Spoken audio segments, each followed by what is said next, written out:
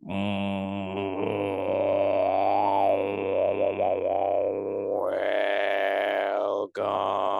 to the show.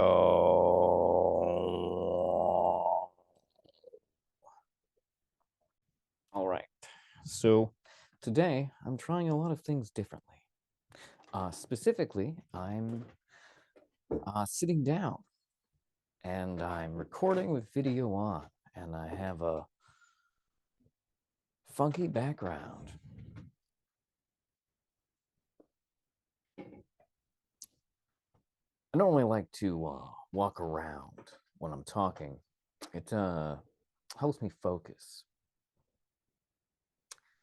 But I'm trying sitting down today because I will one day be old and need to sit down. I know you young guys are like, you young people are like, I thought you were already old. Well, you can always be older. And I'm still younger than some. Suck it, boomers. I'm just kidding. I know a surprising number of boomers listen to me, so I appreciate you guys. So, as I was saying, today's episode is titled, Is Metroid Accidentally a Feminist Masterpiece? Now, I'm going to need to make some disclaimers here. First of all, even though I would generally think of myself as a feminist, I feel like to really be a feminist, you have to put in some work in some way. You know, read some literature, outside of selected class readings, which is what I've done, selected class readings. And it has to be noted that my perspective of feminism is specifically based on feminist theater and playwriting. And I was not a major in that. So bear with me here. If there are any hardcore feminists out there who notice I'm fucking it up, well, feel free to let me know. But so that's the perspective. And how did I come to this? Well, I was sitting on my couch using my state prescribed medication, and I started thinking about Metroid Fusion because I was playing Metroid Fusion. And then I started thinking about Other M, which is widely considered one of the worst games in the series. It's not terrible, but like, if you're a Metroid fan, you're gonna play it and you're gonna be like, what the fuck? What is this? And I realized as I was sitting there, I realized why that game is so off-putting to the hardcore Metroid fan. Because previously, I might have argued that the Metroid series wasn't potentially intentionally feminist. But when I think about Other M and where it took the story, although to be fair, I didn't finish the game, so if I misrepresent the ending, it's because I got that information from people on the internet. Never finished it. Got it for $5 on a Black Friday sale. It was a $60 game. Got it for $5. One of the literally the best Black Friday find I have ever found. Wasn't a gift for anyone. I just couldn't. It's a $60 game. It's $5. I'm buying this for me. Not even a gift. I'm gonna open it as soon as I get a chance. But that game made me realize, unfortunately, that I do think the feminism is accidental. Also, real quick, no, I'll do that at the end, because this podcast was almost me talking about John Wick, because I saw John Wick 4 and it was hella sick. But I'll tell you what, I'll talk about that at the end instead of here, because I've already gotten on the roll with the Metroid stuff. You know how it is. Got to go with the flow if you really want to be your genuine self to a certain degree. In feminist playwriting is largely deconstructing the male gaze and how the male gaze influences storytelling. And Metroid does these things. Metroid subverts and challenges these concepts of male storytelling and arguably male gaze-based gameplay. Allow me to explain. So, in feminism, or feminist playwriting theory, there is a plot structure. Now, let me be clear here. The difference between story and plot is this. Story is like what's going on, what it's about, who are the people, what is the point. That is the story. Plot is how these things happen in the story. And I don't mean like the events themselves. I mean, I kind of do. But what are the beats that make up how this information is delivered to the audience? And in feminist theory on playwriting, I don't know if that's what the technical term for what I'm describing, the sources I'm drawing from would call it, to be fair. It's been a long time since I read these books and plays, books and plays. Feminist plays are pretty wild. They're mostly about women suffering. Because at the time, a major thing is that it didn't feel like the world saw women's suffering or recognized it. Think about that. All right, so where was I? All right, plot structures. So in feminist theory, in terms of playwriting, there is a thing called, well, basically the male orgasms plot structure. This is a reference to what is considered typically what we consider the normal plot structure, which is that there is an inciting incident, and then there is essentially a rising series of actions leading to a climax, and then a small drop down at the end, so that the plot structure mimics a male orgasm pretty accurately, actually. Although, you know, like sometimes there's like some breaks in between there, you know. Sometimes the male orgasm, sometimes, you know, it takes a little longer to get to than you expect, you know, because you're on antidepressants. That's right, antidepressants have made me an unstoppable fucking machine that gets tired before I come. I'm sorry, that was too much information. I'm sorry. I mean, there was no way I wasn't going to talk about cum because the male orgasm plot structure. Continuing. So, essentially, there are also a number of other plot structures. Now, I might be overstating something if I imply that all other plot structures are inherently feminist. But some of these plot structures, as for my example, I will use the mosaic plot structure, which would be the type of plot structure that is employed in stories like Magnolia, the Paul Thomas Anderson movie, where it's a whole bunch of different people's perspectives, all leading up to a series of events, and not necessarily a linear series of events. Great feminist play that used wild use of this is a play called Fefu and Friends. Now, to be fair, not all theaters stage it the same way, but the way it was intended to be performed, and not all theaters have the ability to do this, is that the first act takes place in a main room, and then the audience is divided up for the second act and have to go to different places to watch the next scenes that are happening simultaneously. So all the audience are seeing the scenes in different orders. And so they do that. And so, I mean, yeah, just what I said. Audience sees it all in different orders. And so they all have a slightly different perspective on the events that occur, learning the story in a non-linear order. So now let me tell you about 1980s video game design. Typically in the 1980s, almost all video games were essentially linear, with a progression from beginning, middle to end. Typically, each area of a game being its own miniature male orgasm itself.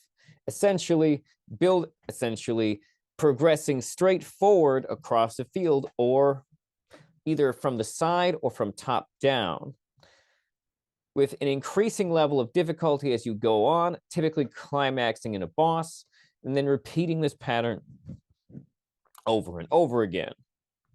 The world is fixed. You are only ever starting, middling, and ending.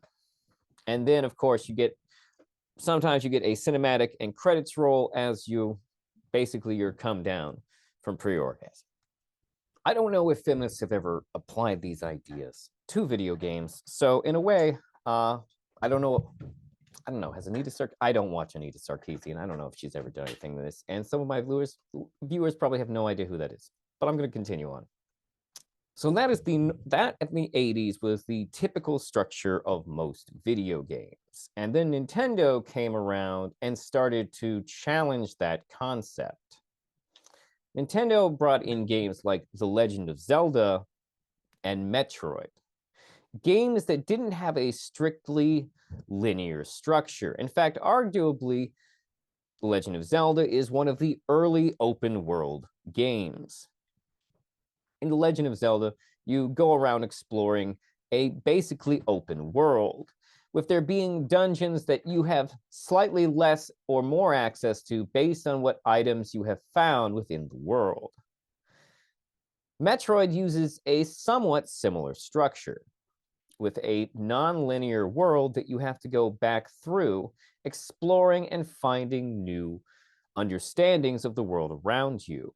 You are rewarded for paying attention, for focusing on the world around you, and for going back and reliving moments and areas you have previously experienced. This is quite different from, say, a game like Contra from the same time, which is literally just a person running forward and shooting. And this is just the basic understandings of the gameplay. I haven't talked to you about the story of Metroid or its lead protagonist. For those not familiar with the series, Metroid at the time featured one of the most shocking and subversive endings in a video game that was currently going at that time. Metroid was a game about a space bounty hunter stranded on an alien planet, having to recover new technology to survive and escape. It is a game ostensibly about growing, exploring, and recovering resources and becoming stronger through a journey that is not necessarily as linear as some other journeys. This space bounty hunter, however, who fights their way through the planet infested with deadly Metroids. The game, by the way, is inspired by the movie Alien, which might give you a clue as to where I'm going with this. It's a adventure game featuring a good amount of shooting and macho-esque action that all leads up to an ending where our bounty hunter hero takes off their helmet and reveals that they are a woman. This was quite a shocking ending to the video game at that time. It was interesting. It was like the game was tricking boys into playing a game as a woman. And the game was so good that by the end, most boys either didn't mind or didn't care. And by that, I mean they weren't going to care anyways. Who knows how sexist little boys were in the 80s? Oh dear, probably very. But anyways, Metroid, who you can see behind me here. Then, and yes, this is a sock in my mic for people not familiar with the show. I'm poor. Where was I? So So that was the shocking and subversive play on concepts of gender and, well, video games. I don't know if Metroid was the first one to use this plot twist in a video game, but it's certainly the one we remember. Metroid would go on to have a sequel on the Game Boy called Metroid: The Return of Samus. By the way, I forgot to say this. Her name's not Metroid. That's the name of the evil. That's the name of the weird alien creatures that she's trying to fight, that are loosely inspired by face huggers from the movie Alien. Her name is Samus. Samus Aran, if you want to get more formal. Now, as the storyline developed through the following games, some interesting things were revealed about Samus. First thing being is that they are a former member of the Federation, and therefore basically an ex-Marine, which is pretty badass and probably explains a lot about her character.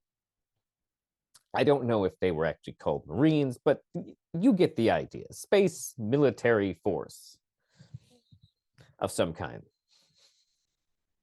At some point, she decided to leave the Federation and become a bounty hunter, scouring the galaxy for criminals and fighting alien infestations that were threatening other life forms. Pretty sick, to be honest. Samus Aran was a badass. And hell yeah. After Samus Returns for the Game Boy, a game that was later remade, they moved on to Super Metroid in 1994. Now, Super Metroid, it has to be noted, has frequently been cited as one of the greatest 2D video games of all time. Basically taking everything that the first two Metroid games had done and refining it, making it into what a Metroidvania-style game ultimately would become recognized as. For starters, it has a map. Oh my God, thank God it has a map. Oh, I love the first two Metroid games, but if you feel like you need a map to play them, you're gonna want to get the remakes, because yes, both of them have been remade.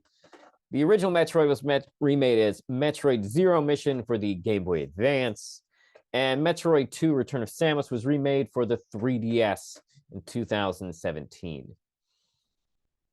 Oh, that's interesting, though. The Game Boy version was called Samus Return of Samus, and the remake was called Samus Returns. So they changed up the grammar for some reason, possibly having something to do with it being a game from Japan. After Super Metroid came in and became one of the most critically lauded and beloved video games of all time, although it should be noted that this status is slightly misleading, as the Metroid series initially struggled to hit blockbuster sales. Don't get me wrong, they always did well, but not as well as, say, Mario or The Legend of Zelda. And then Metroid disappeared for a while, along with Samus. That is, until Super Smash Bros. On the N64 brought her back as a member of this all-star fighting game that is one of the few Nintendo games associated with esports. Fun fact. Although I believe esports has gotten on board with Splatoon. Where was I? Not important. Okay. But it would still be a while before Samus would have her own game again. However, we were rewarded handsomely for our patience with Metroid Prime. Finally, Metroid was a 3D first-person game, and it was badass. Now, obviously, everyone knew that Metroid was a woman at this point. The game also reflected a number of other things in it. Specifically speaking, Samus's face. In certain environments, Samus's face would reflect off the visor you were looking out of in the game. Pretty cool effect, especially for its time. Metroid Prime on the GameCube was actually one of the biggest hits in the Metroid series at that time, selling over, if I'm remembering the number right, 2 million copies or so. I believe this, which at this point was the best-selling Metroid game. I believe the newer games have sold more. If I'm remembering the numbers right, I'm not as confident in them, so I'm not going to speculate. Anyways, not important. Let me move on. Metroid Prime was instantly considered one of the greatest GameCube games ever made, and with good reason. Metroid bursting into 3D was truly awesome. And the sequels of Metroid Prime Echoes and Metroid Prime Corruptions also really, really awesome. Which is why it came as a bit of a shock and a surprise. Oh, there was also another 2D game about of Metroid for the Game Boy Advance in that time period. Came out around the same time as Metroid Prime, called Metroid Fusion, which is what this background is from, which involved Samus basically merging with a symbiotic creature that became her new armor and granted her new powers. Now, part of the tropes of Metroid is that frequently something will happen at the beginning of every game so that Samus will lose all her abilities she gained over the last game. This is, of course, to make sure that the gameplay loop of growing and learning is still in place, because that's a core part of the style of gameplay. Now, through most of the games, there is some type of plot-based reason why it happens. Either it's damage from the crash, either the upgrades are all new. Sometimes Samus doesn't lose all the powers that she has, but typically she loses pretty close to all of them. And in most of these games, it's almost always because of some type of damage. Like in Metroid Fusion is a great example. In Metroid Fusion, Samus loses her powers because she's attacked by a symbiotic creature, and they have to basically rescued by the Federation. They cut off all of her armor. Now, the one thing I will say that I don't know how to feel about in Metroid Fusion is that Metroid Fusion adds a story element that definitely fucks up this game's Bechdel test a bit, which is it introduces the concept of a past love interest for Samus, who it turns out she has named the AI in her suit after. Now, in fairness, the AI in her suit does not always, well, it's not in all the games. But in Metroid Fusion, she mentions this, and the guy's name was Adam. So her AI is named Adam. But in this one, when she gets attacked, she's saved by the Federation, and they basically have to cut her out of her suit, only to find that essentially the symbiotes have formed a new suit onto her body. This cool blue one behind me. Her original is red. Although technically she goes through a number of different colors in all the games as she upgrades her suits, with the exception of the Game Boy game because it was black and white. Or red and blue if you played it on the Super Nintendo via the Super Game Boy. It's an adapter. Sorry, I'm throwing these extra explanations, for the boomers. I don't know how, there's not a whole lot of boomers that play video games. There are some, but I'm just saying, I'm just trying to be accessible to the boomers. But the point is that this is a gameplay function that Metroid always has to lose her powers, feature this sort of character setback at the beginning, and then begin a journey of exploration as she faces a hostile environment that wants to kill her. Now, from a feminist storytelling point, there's a lot going on there.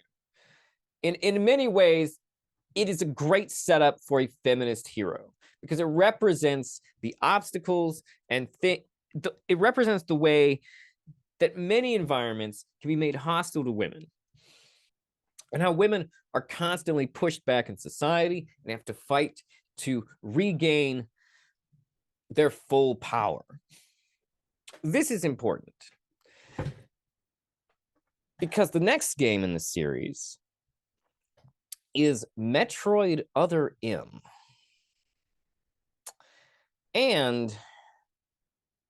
this is a game I got at Best Buy for $5. Would have to say that while the game is playable, you can have some fun with it. It's okay.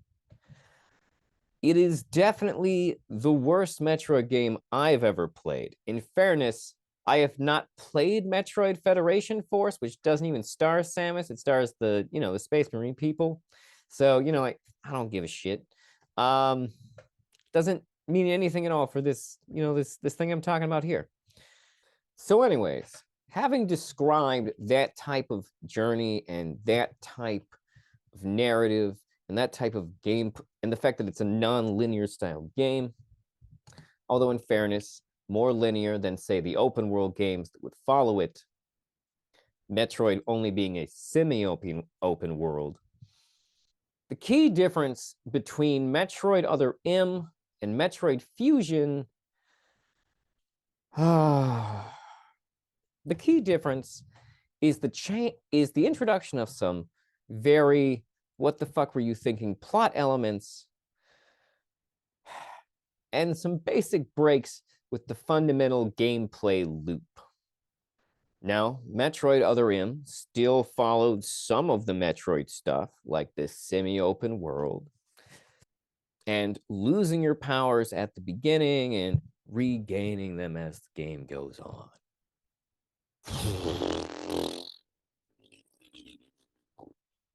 However, Metroid Other M achieves these things very differently. You see, instead of some type of damage to the armor that has to be fixed through the journey, there's a new system in place that prevents you from having all your abilities at the same time. And you know what? Maybe there's an argument for this part actually being feminist. However, the fact of the matter is that the loss of agency the game provides in this moment makes it feel like the feminism in the previous games probably an accident, or the influence. Oh, I almost forgot.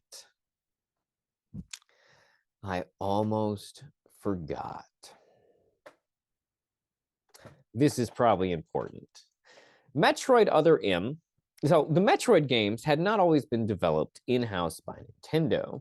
The Metroid Prime series was made by a studio called Retro, for a company that basically was formerly known as Iguana Entertainment and worked for Acclaim, before Acclaim went down in flames with interesting ties to the mob, and ended up basically leaving Acclaim to form a new studio called Retro. And they made the Metroid Prime games for the GameCube and Wii, which are honestly great. If you have the option to play any of those three games, do it. If you like video games, definitely do it. Definitely play those games. You might even, people who aren't very intuitive to first-person shooter games might even prefer playing the GameCube originals, although, that might be more expensive. Where was I? Right. So those people developed the Metroid Prime series, and then Nintendo, for some reason, I believe it was the creator of Metroid, sort of fell out of love with Retro over something. Now, Retro still worked for Nintendo, so Nintendo was still clearly happy with them, but Nintendo moved them over to Donkey Kong, where they proceeded to make some really great Donkey Kong Country games. Arguably as good, if not better than, the Rare ones. Just so the people who don't play video games know, that thing I just said, it's bound to get some gamers going. Like, Rare is, if you're a fan of Rare, you're probably hardcore.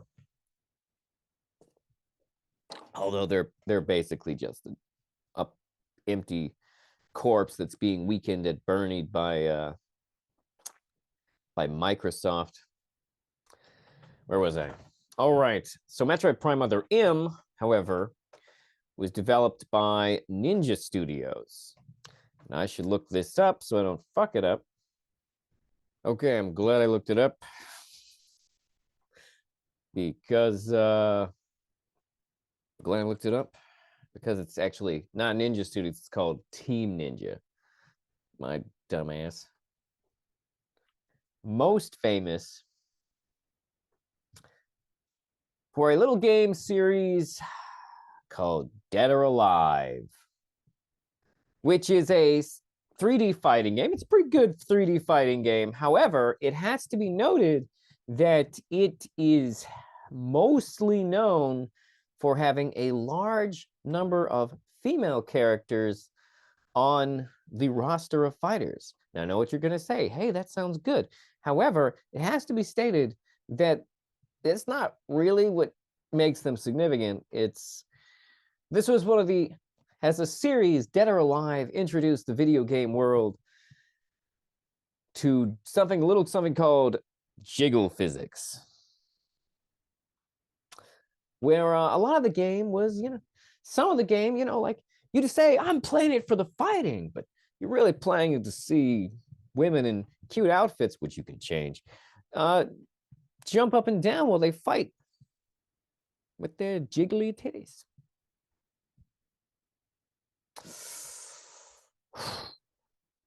And if you have any doubt that that's not part of the intention, like to just dispel your possible self-denial as you enjoy the game that is Dead or Alive, remember that the spin-off series is called Dead or Alive Extreme Beach Volleyball, and it's women in bikinis playing volleyball. That's what it is. That's the game. So here's the point. This is the guy Nintendo decided to go to for the next Metroid game, which is a choice. That is certainly a choice. While reviews for Metroid Other M were generally positive, there was also a lot of criticism for the game. Allow me to read to you from Wikipedia. Heavy criticism was directed towards the script, dialogue, and cutscene length. McShay felt the unskippable cutscenes and the overabundance of story in Other M were a negative deviation from the Metroid tradition. The Metroid tradition, of course, being this is not on Wikipedia, I just want to explain it. The Metroid tradition, as I may have mentioned before, is more of one of mystery, where the exploring of the world is part of the gameplay, where, like I said before, how much story you absorb and everything is related to the player's agency. Meanwhile, Other M attempts to inform you of your own reality instead. But let's continue. Callers stated that they often run as long as 15 minutes, exhausting players with repetition of obvious plot points and overwrought dialogue, as mature and interesting as a teenager's diary. Justin Haywald of OneUp.com complained that as the game progresses, instead of getting more of the things that work, combat, you get more of the things that you don't care about, overwrought story. Donlan notes, the plot is considered as the future's dumbest soap opera. Walensky echoes the misgivings about Samus's immaturity, petulant behavior, and misguided loyalty, which are not great character traits. K. Kim of GamePro writes that while the story in Samus's monologues did not compel them, it helped contextualize her entire existence, which developed the character to an actual human being who's using the vastness of space to try and put some distance between herself and the past. Contrarily, Hayward found the portrayal lifeless and boring and nonsensical. G4's Abby Hepe was critical of Samus's portrayal. She wrote that Samus cannot possibly wield the amount of power she possesses unless directed to by a man, and found that her anxiety attack cannot be reconciled with her previous portrayals. It has to be noted that this game takes place after Metroid Fusion, which takes place after Super Metroid, which takes place after Samus Returns, which takes place after Metroid, implying that this is, she's a seasoned veteran at this time. To start making her appear weak and more feminine now is a questionable choice. That's my commentary, not hers. In a feature for OneUp.com, Jeremy Parrish states that many Metroid fans were disappointed by the game's story, power-up restriction, and its awkward handling of its leading lady. Video game scholar Luke Arnott argued that players were dissatisfied with Other M because it did not consistently balance gameplay constraints with player agency. And because it failed at what he calls imperative storytelling, Arnott suggests that studying how games like Other M create meaning in virtual spaces may help design better games and situate them within wider theories of postmodern subjectivity. Clyde Mandolin of Legends of Localization noted that the game received mixed to positive reactions from Japanese fans. Kotaku's Luke Plunkett wrote that Team Ninja was blamed by many people for the game's story. Hayashi later clarified that Sakamoto wrote the story himself. Nintendo Treehouse producer Nate Bildorf stated that the scenes depicting Samus's encounter with Ridley is not a sign of weakness, but of strength. People who call out that scene as anything but empowering are kind of missing the point, he added, that Samus's story has largely been a matter of individual perception, especially in the US, where people haven't read any of the official manga related to her childhood. In fairness, I have not read the official manga related to her childhood. In May of 2022, former president of Nintendo Reggie Fils, I don't know how to say his name, expressed his disappointment with Other M, believing it would be a hit. I really thought that was going to be a defining moment for the Metroid franchise. It was giving much more of a perspective about Samus. I really thought that was going to be a killer moment in the franchise's history, and it wasn't. It didn't deliver, not the business results. It really didn't touch the player the way we had hoped it would. The gameplay in Metroid Other M doesn't feature Metroid sustaining any damage to her uniform in any way. No, no, no, no. Metroid Samus doesn't lose her powers through some unavoidable situation. No. She loses her powers because Federation dude Adam, remember from Metroid Fusion, has shown up in the story now. And not only is the story full of flashbacks, cinematics that are ridiculous about their past relationship at the academy and whatnot, there's also the problem that the story has weird undertones of for some reason, bringing concepts of pregnancy into the storyline. She doesn't get pregnant. There's it's the thematic thing, okay? Also gave it a weird vibe. In the gameplay department, however, the major difference being is you don't lose your powers from damage, like I've said repeatedly. You lose your powers because your Federation man crush gives you direct orders to not restricts your security level so you can only use certain powers at certain times. And they're story beats. At various points in the story, he just goes, all right, you better use this. You can now unlock that power you already had. And it's weird. It's weird because in the tradition of Metroidvania gameplay mechanics, normally you upgrade your system through exploration. It is normally a reward for searching and thoroughly understanding your environment, or killing a giant monster. But in Metroid Other M, the only thing you find in the environment are health and rocket upgrades. All upgrades to your suit are already in your suit. Just because you got a Samus has some type of, I mean, arguably he's a law enforcement officer, but come on, she's a bounty hunter. It's a goddamn trope to see bounty hunter just not give a damn about what the law enforcement does in movies. Why? Why does she give a damn? It's weird. Now, you could make the counter argument that from a feminist perspective, this could also represent how men uh, have a control over women.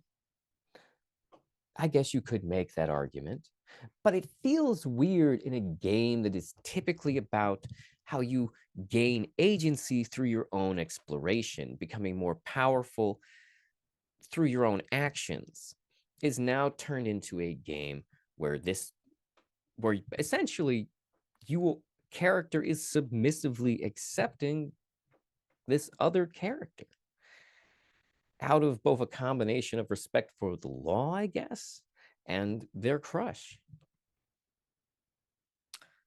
And like, it's definitely the Samus game where we see Samus out of her armor the most. Fundamentally breaks what is called the gameplay loop of what makes Metroid games work. It somehow makes the whole experience feel more linear, as if your exploration is now not nearly as important. And your quest to find these things is no longer coming from your own actions. It lacks agency. So many hardcore gamers, well, I should say hardcore Metroid gamers, no longer had the same feeling they had in what was previously meant to be more of a female power fantasy. Had suddenly been flipped on its head, changing the nature of the agency that the game brings to you. You could make the argument that this game is merely jumping from having an idealized view to having a more, this is the aggressive system idea. However, my comment to that is, it's made by the guy who made Extreme Beach Volleyball. Okay? And okay, you have to also understand Japanese storytelling kind of very different from an American storytelling. If there's one thing I've learned from watching anime, it is that a lot of male creatives in Japan do not know how to write women. Not like at all. It is kind of hilarious because so much anime stars women and all their conversations are ridiculous. Now, don't be wrong, there are women who work in anime and make manga, and these present more realistic takes. But by and large, yeah. Metroid Other M is the game that kind of makes you go, oh, that stuff's in there. But it's kind of just a beautiful accident. All right, thank you for listening to my podcast.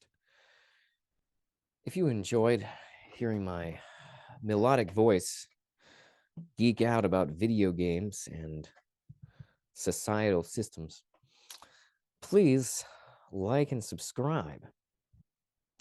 And trying to get up to 100 followers on Spotify. So even if you prefer to listen to me on other platforms, maybe go over there, give me a follow. Be good for me. If you wish to contact the show for any reason, you can always, leave comments on my YouTube page, or you can email the show directly at rubenuncut@gmail.com. All right. Thank you for listening